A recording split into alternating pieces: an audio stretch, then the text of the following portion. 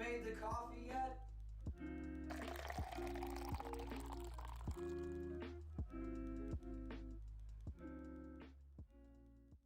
What is going on, guys, and welcome to another Coffee Table Podcast. I am so excited to have you guys back. It has been a while. I had my roof fall in, so it kind of took things out of control for me in regard to my podcasting and my consistency. But you know what? We're back, Pam, and I am so excited to have you sitting across the table from me with a cup of coffee because we have so many important things to talk about. But I tell you what, enough out of me, other than, hey, please subscribe if you're on Spotify and YouTube. Okay, now that that's said, Pam, introduce yourself. Well, I'm Pam Reardon, and I live in East Cobb, and I've lived in Cobb for 30 years. And I'm running for commissioner because I care about Cobb County and I care about the people in Cobb County. You know, one of the things, Pam, that I always love doing when I talk to folks, right? You know, it's like you said right there, I care about my community and I care about the people of Cobb County, right? I want to explore those two aspects that you just mentioned right there. In particular, I care about my community. Let's start there. Where do you think, those feelings of communal care, right? Those ideas of like, I want to be involved with my community really started with you, right? What was the foundation you think that set that kind of idea? Well, I guess I could go back to when I was helping with campaigns in Calgary, Alberta, Canada. I mean, so it's been a long time. But here, I've always been involved with my church. And right now I'm involved with a nonprofit in Mableton. And we care about the community. We look after the community. We feed them. We clothe them. We, when we can, supply rent and healthcare services. So I'm all about always helping the community through churches. And I've worked with other churches in South Cobb before that when I was trying to help with the trying to, I don't know, organize, trying to get them involved in helping their communities, like Bishop at the Grace Church. He knows me well in some of the other churches as well, the Black churches. And that's just where I've always, my heart has been, is helping their communities, helping other communities, Hispanic communities, all of us. I think that we should all work together, and the churches have a role that the government can't do. You know, I think a lot of people would agree with you on that. Pam, you know, I've seen so many times, you know, where you've posted like on Facebook of you, you know, working down at soup kitchens or working down at like collecting clothing and things of that nature. And true enough, you know, I think we've gone away from it over time, but churches did play that role. They played the role of like, okay, let's help you get back up to where you were. Let's get you back into society and let's help you move forward. And it's really good that you recognize that. I like that. And for that matter, you don't necessarily limit yourself to your church. You go and you work with other churches. You go and work with, you know, other organizations. And this is one of the reasons why I love taking apart individuals who are either in politics or people who are running for a political position, right? Because they have a tendency, a lot of these people have a tendency to have a service-minded way about themselves. And I want to explore that a little bit away from the communal and go more towards the personal, because you also mentioned it's like, okay, well, you know, I care about the people too, which is a very weird thing actually when you think about it. Because to say that I care about people, that means that you care about a person that you've never really met. You never truly like sat down at their dinner table or their coffee table. Okay. But you care about them. And I want to know, Pam, where do you think those feelings derive from? I think it's just my service to God and my Lord Jesus. And because that's what we're instructed to do, is care either through the prisons or, you know, the homeless, care for them that don't have all the advantages that most of us have. And I think it just is rooted in that. And the organizations within my church, and being part of a very large women's group. And we have a lot of projects, and that's what we do. That's just our thing, I service. love that.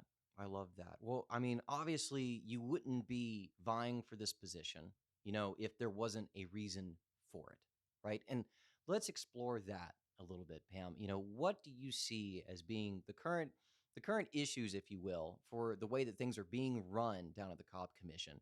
and why you're running for this position would aim to fix that. Well, it's a tall order because there's a lot to fix. And I'm basically not really going to say, hey, I'm the only person in the world that can fix this.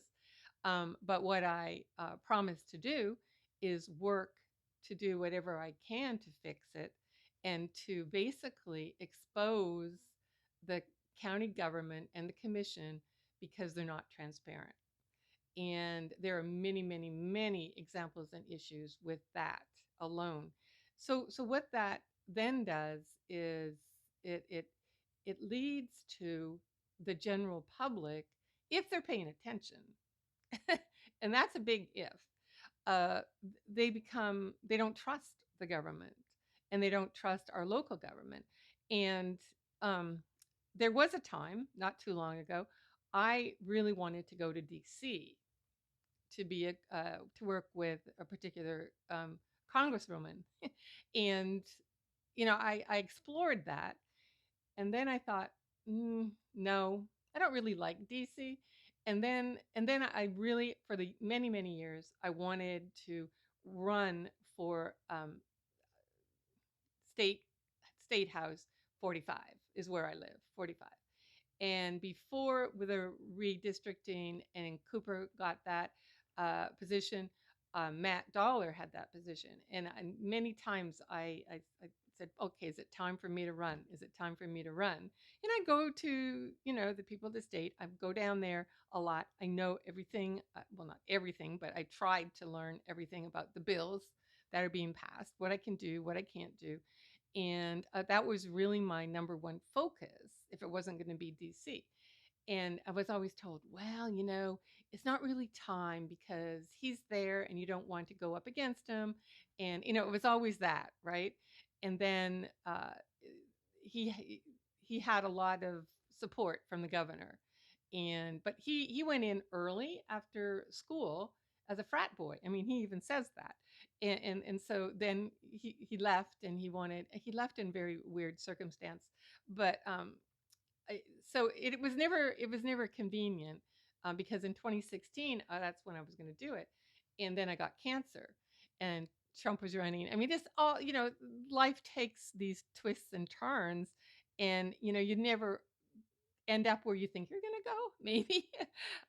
But right now, I just thought, you know what, it's time, because in our commission, there are so many things that need to be worked on, not just the transparency and the honesty to the public, but the issues about taxation. It's just becoming insufferable. The huge taxes, and they keep wanting to add a rainwater tax, and it is a tax. It's not a fee. And then it's the another one, and then it's the transportation, and it goes on and on and on. So I want to get our majority back, and if this stays the way it is and I can win this seat, we will have our majority back, even if the chair doesn't win. But I do want the chair to win as well, our Republican in the chair.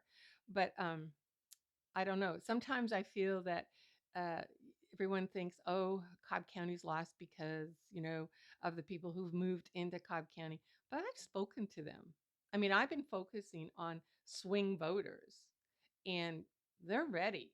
They want a change. They can see what's going on, even if we think they're not paying attention. I think they are paying attention. Pam, I was going to ask you that. That was going to be my next question, and I still want to ask you because I want to expound on this. A lot of folks, they say like, all right, this demographic, they're just always going to vote, Democrat, and we're going to move on, move forward, whatever. We can't do anything about it. Oh well, might as well not try. Okay, come on, that's a defeatist attitude. I think the way things are going now, and especially how, I can be so blunt as to say that the Democrat Party has really truly revealed themselves in the sense of how they conduct themselves and really what they're trying to do, right? They're not really foundational as much as they go with the whims of whatever's going to help them in this round of fighting, if you will, right? They leave a lot of people behind, Pam. And I think they have left a lot of the Cobb County constituents behind. And I'm telling you, if you go to those constituents and you explain to them, it's like, no, this is the reality of things. This is what they're trying to do to you, and this is why you should probably vote maybe, conservative this next go around, it would make you feel a lot better. For example, what the heck is this rain tax, dude? Can you explain? All right, I tell you what, don't explain it to me. Explain it to like the more like center, almost going left constituent that's watching this podcast or listening to this podcast. Explain to them what these left-leaning folks are wanting to do in Cobb County regarding this rain That's stuff. it's very complicated the way I look at it, story. But simplistically, what the commission wants to do, they want to assess a fee on every property owner based on the pervious to impervious square footage of your lot. So if you have a very big house, so you have a very big roof, which is impervious, and you have a very large driveway, and you have a sidewalk, and maybe you have a deck, maybe you have a pool, that's a lot of concrete. And so you're going to get taxed on that compared to the soil or the trees or the beds of flowers that you have. There's going to be a ratio, and they're going to do it by GPS flyover, and they're going to look at your property. So we don't know when this came up, and they were supposed to add citizens in this to get feedback and work with to bring back in August. Um, we don't know if they're going to use, because sometimes when you look at your GPS that Google has out there on your property, it's like 10 years old, 15 years old. So when are they going to use it? So then the question becomes, what have you been collecting? Because we have been paying for a sewage tax, right? Based on how much water we use. So that's how it has been. So now they say, well, no, that's not how we want it now. We want to do this other tax or fee because we have to collect more money. And also, though, in the fine print of this rural bill law, however you want to put it, for the county, uh, it's very scary because they go, well, each person is going to have to be levied this fee, but if they have a problem with their sewage, they're going to have to pay for it. And so it's like, what? Hang on. Why are we paying for a fee if we're going to have to pay for any problems? And so that's all in the fine print. This is what I am talking about as no transparency in our county government.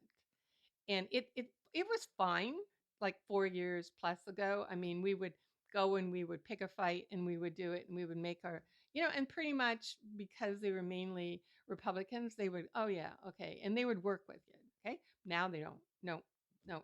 In fact, we go and we talk to them till we're blue in the face, and they don't listen at all. They just do what they want, the three of them, and I think they just have an agenda, which is, I'm sorry, a Marxist agenda, because they're all trying to go in the same direction.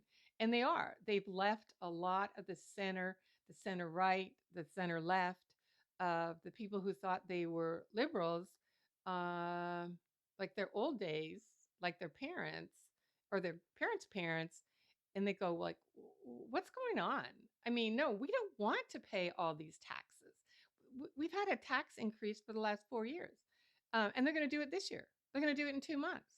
They're not going to roll back the millage rate, and because I just know they're not, because they have gone out to the different departments and asked, how much money do you need in your department? And so they do backwards budgeting in our county. They don't do zero baseline budgeting. They go and they go, okay, all the departments, how many people do you need? How much is that going to cost? I mean, and they don't really say why. Why do you need this? They go, okay, so then the number goes up, up, up, up, up, up, and it keeps going up. And you can't justify it. But that's how they're going to do it. And we're going to start doing that in a few weeks at the meetings. They're going to start with the budget hearings. And we just got through with the MSPLOST hearing. And we just got, well, actually, it wasn't really a hearing. They kind of dictated. But there was a micro transit hearing. But they had already voted on that. So we really don't have a lot of say in our local government. And our local government is what is increasing our taxes and causing people to possibly lose their homes. In fact, in that rainwater tax, that was part of the fine print. If you didn't pay and you didn't fix what your problems were with the sewage, the runoff, the flooding, we could take your house. You know what? I want you to rephrase that real quick, Pam. I want you to actually look at the camera, and I want you to say, like, you, the left leaning voter, and you, the right leaning voter. Say it like that real quick. Okay. You, the left leaning voter, and you, the right leaning voter, you have to understand your local government and understand and know that there's no transparency and we have to take it back. And I'm the person to do it. I will work with people, That's that's constituents. that's that's the whole thing, Pam. It's like, when a lot of folks get caught up in politics in the sense of like, oh, this person's conservative, not going to vote for them because they're not left, they're not like me. No, no, no, no, no. Right there with what you just said, the county is putting forth a tax with an underlying thing that says like, okay, if you don't do X, your home is going away. Okay, that's not saying like, okay, the conservatives' home is going away. No, that's saying the conservatives and the liberals' home is going away. Community, when you get down to it, when you get down to like the neighborhood, left and right politics goes out the window. It comes down to your property, it comes down to your lawn, it comes down to your house, it comes down to your like rooms that you live in, man. It's My domain. crazy. Yeah, that's what's so fascinating about this race that we're seeing right now is because we have so much potential to help the center left realize like, hey bud, maybe you're not so much as left as you thought you were, especially on these local matters. Gosh, it's like, okay, I'm a county. I'm going to figure out so many different ways from here to there how to tax you. In the meanwhile, groceries are going up, your gas is going up. Let's see. Rent. Oh my gosh, rent is going up. That hits right here. Mhm. Let's say your property taxes. We can keep naming your baby stuff, right? I don't necessarily have a kid yet, but I hear the horror stories of like all the baby care prices that are going up, diapers, et cetera, et cetera. Formula, if you can get it. In the meanwhile, your county's like, hey, let me tax you this new way. It's going to be great. You're going to love it. Oh, and don't even get me started on the transit tax. Oh my gosh, Pam. I tell you what. I tell you what. All right, give us a little bit about the transit tax. Can you explain that a little bit? So, 2 days ago, I spoke twice about it. And the second time when I spoke, I was in the last 10 speakers. So they had already voted that they were going to put it on the ballot. So we're sitting there and like our three and the two, it was 3-2 vote.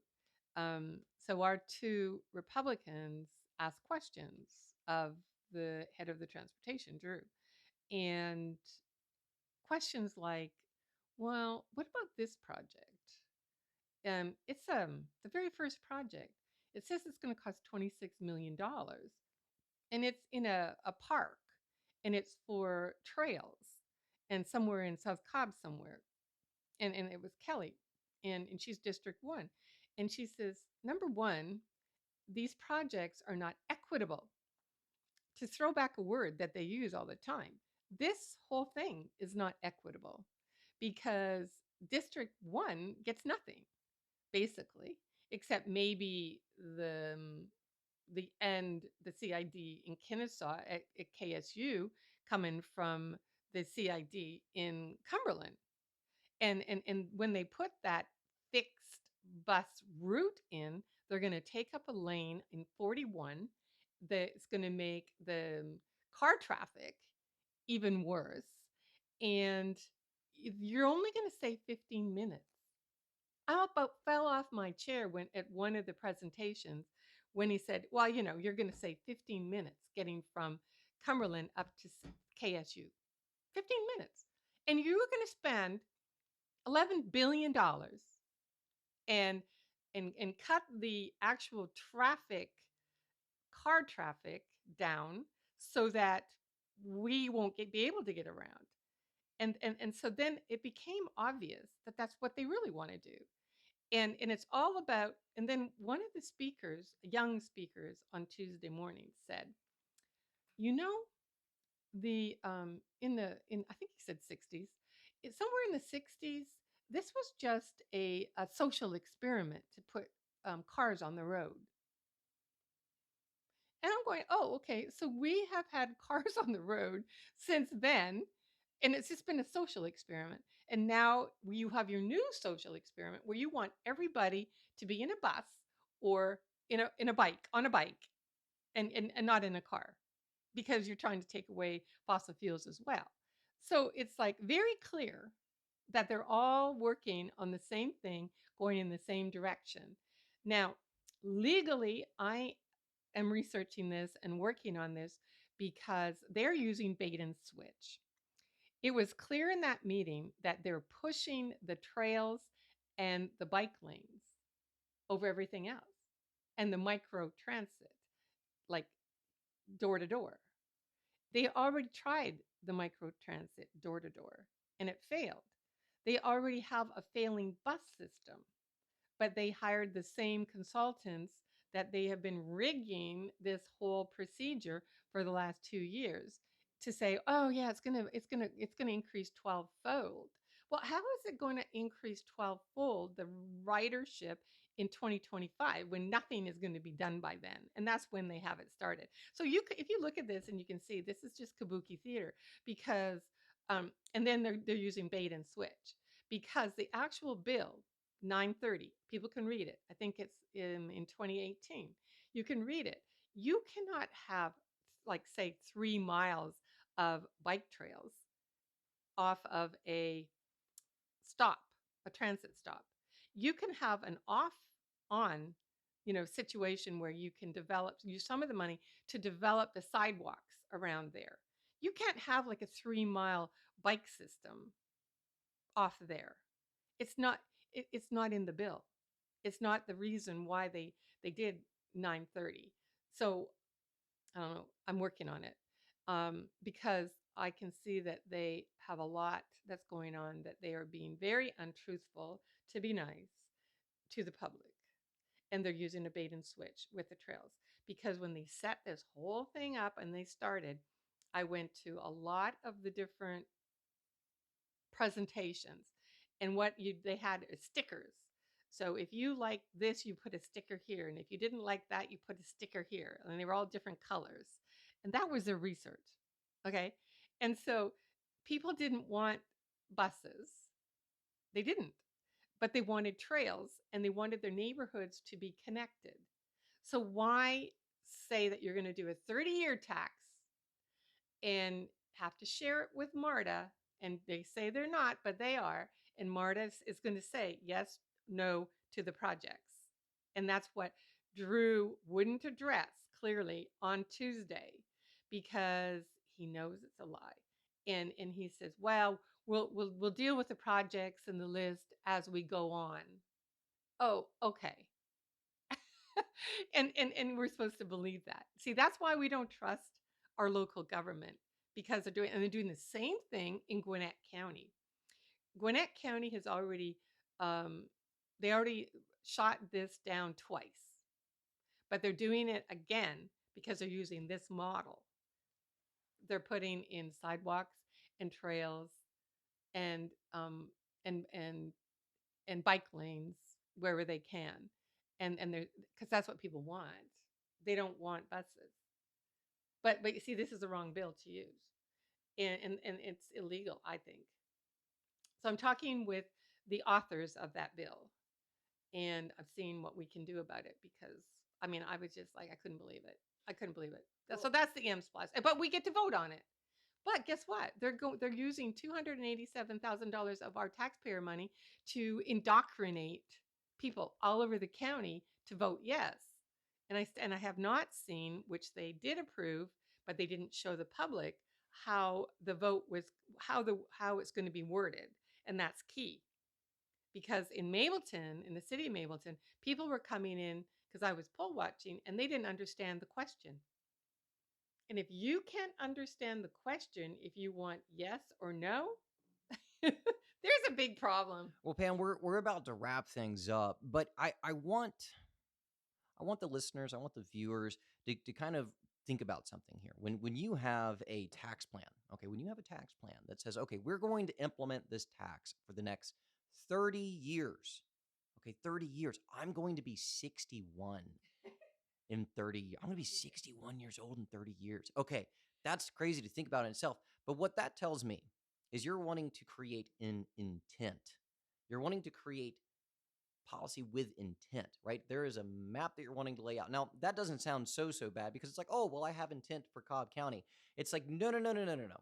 When you apply it to this right here, there is a flux. When you, let's say with a county, a county gets popular. Okay, people move in. All right, great. People are moving in. We're getting more dense. Okay, well, something happens in the next 5 years. People start moving out. Like say COVID. People started escaping from the more dense areas. They started going out to the less populated areas. Like that's very indicative of what happens when a pandemic, is introduced into a society.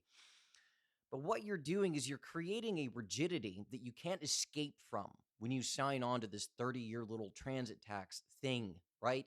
You're saying that no, no, no, our county is going to go in this very specific direction in this very targeted way for the next 30 years. We're not going to be able to flux. We're not going to be able to expand and retract with our society and how our society will look within 10 years, 15 years, 20 years, right?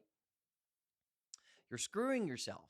Honestly, as a community, you're screwing yourself in that way. And I'll be honest with you, I trust the voters. I do. I trust them. When they go into the poll, I think when they see the fact that, oh, I'm going to vote to tax myself more, yeah, sure, I'll do yes for that. No, they're not going to do that, man. I think it's up to us to educate them, though, at the same time, especially for folks to understand that they're using, much like you said, they're using our taxpayer money to educate us that, oh, this is great. This is wonderful. They're using our tax money to do that. Come on, man. No, we're not playing this game. We're not playing this game. And it's good to have conversations like this, Pam, because it really reveals to these voters, it's like, listen, it's not a left or right thing. It is, I am looking after my community. I'm looking into the longevity of my community, and I care about my community.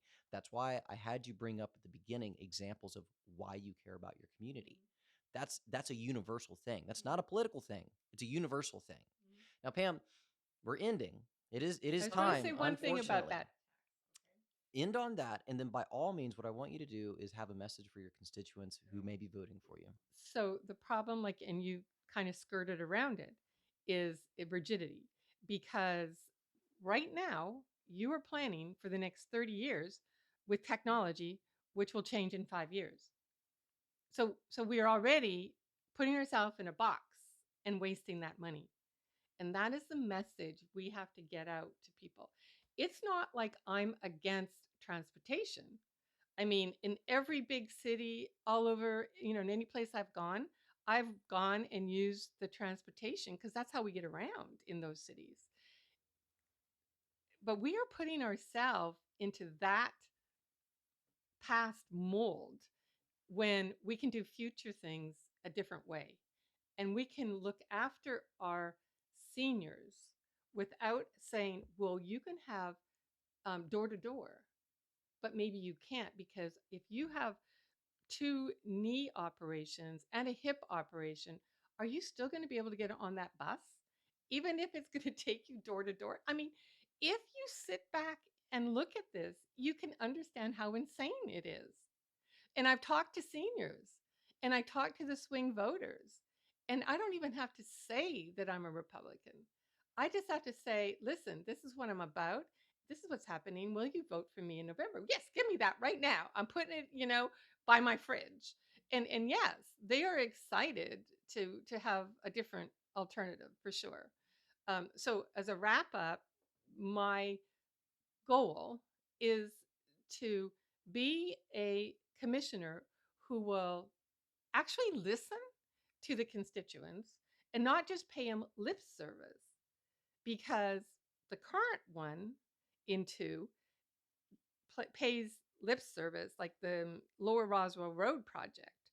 They just voted to condemn 2 properties never done before in Cobb County, take those for this project, which is they shouldn't even do.